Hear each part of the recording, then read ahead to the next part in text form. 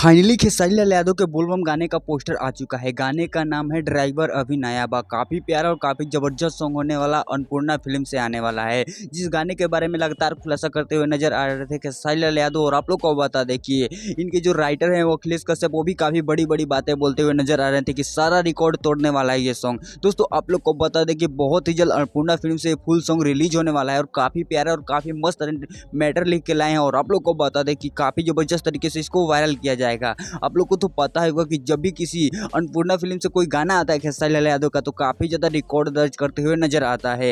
हालांकि काफ़ी ज़्यादा गाना तो कॉपी का ही रहता है, लेकिन आप लोग को बता दें कि इस गाने से काफ़ी ज़्यादा उम्मीद लगाई जा रही है कि काफ़ी ज़बरदस्त, काफ़ी प्यारा गाना होने वाला है और फिर से तहलका मचने वाला है भोजपुरी में। दोस्तों आप लोग को बता दें कि पवन सिंह का भी गाने का पोस्टर ही नहीं है, लेकिन आप लोग को बता दें इधर खेसारी लाल यादव गाने का पोस्टर आ चुका है और अन्नपूर्णा फिल्म से काफ़ी जल्द गाना रिलीज होगा। तो गाने के बारे में आप क्या कहते हैं कमेंट करके जरूर बताइएगा। मिलते हैं किसी नए वीडियो में किसी नए टॉपिक के साथ, तब तक के लिए बाय।